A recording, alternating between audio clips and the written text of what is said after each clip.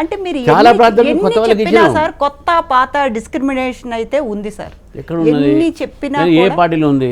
అంటే బీజేపీలోనే లేదు. కాంగ్రెస్ లేదా? కాంగ్రెస్ లేదా? కాంగ్రెస్లో బీఆర్ఎస్ లేదా? బీఆర్ఎస్ వాళ్ళు అన్నారు మా ఉద్యమంలో పాల్గొనలేదు, వీళ్ళకి ఎట్లా మంత్రిత్వం ఇస్తారు, మీరు ఎందుకు పార్టీ రానిచ్చారని చెప్పారు. సార్, కాంగ్రెస్ ఉన్నా లో కూడా కూడా కొత్తగా వచ్చిన తెలుగుదేశం రేవంత్ వచ్చారు. రెడ్డిని సీఎం చేశారు సార్. కొత్తగా వచ్చిన రేవంత్ రెడ్డిని సీఎం చేశారు. వాళ్ళ దాంట్లో గొడవలు ఉన్నాయి. ఇప్పుడు పార్టీ ఫైనల్ గా మీరు కోరుకున్నది ఏంటి? పార్టీ అధికారంలోకి రావటం. పార్టీ పెరగాలని మేము అందరం అదే తీసుకుంటున్నాం కదా. ఎక్స్పాండ్ అవుతుంది. అంత పెద్ద ఇప్పుడు పార్టీ ఎక్స్పాండ్ అవుతున్న స్టేజ్ లో మిమ్మల్ని తీసుకొచ్చి అధ్యక్షులుగా పెట్టారంటే ఆబ్వియస్లీ అందులో సహేతుకం, అందులో ఎటువంటి డౌటు లేదు. కానీ ఇంత ఎక్స్పాండ్ అవుతున్నప్పుడు ఇంకా కొత్త పాత డిస్క్రిమినేట్ చేసుకుంటూ పోతే పార్టీ ఎప్పుడు అధికారంలోకి వస్తుంది? పాత కొత్త డిస్క్రిమినేషన్ లేనే లేదు, మీరు అది గుర్తుపెట్టుకోండి. ఎంత media media creative social media creation మాత్రమే, పాత కొత్త అనే లేదు.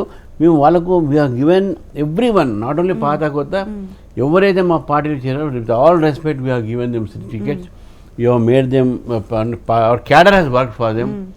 క్యాడర్ పనిచేయకపోతే ఎవరు గెలుస్తారండి?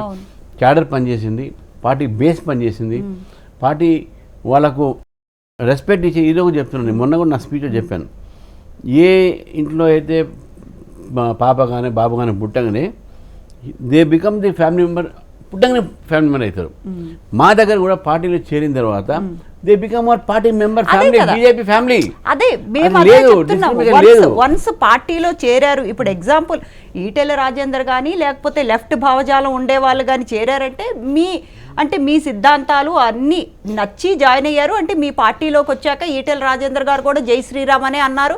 అలాంటప్పుడు మీరు ఎందుకు ఇంకా డిస్క్రిమినేట్ చేస్తున్నారు? లేదన్నమ్మా, అదే మీరు అంటారు డిస్క్రిమినేషన్ అనేది లేనే లేదు మా పార్టీలో. మీకు తెలంగాణ కాదు, ఈవెన్ బెంగాల్లో కూడా ఆల్మోస్ట్ కమ్యూనిస్ట్ పార్టీలు ఉన్న క్యాడర్ అంతా బీజేపీలో చేరింది.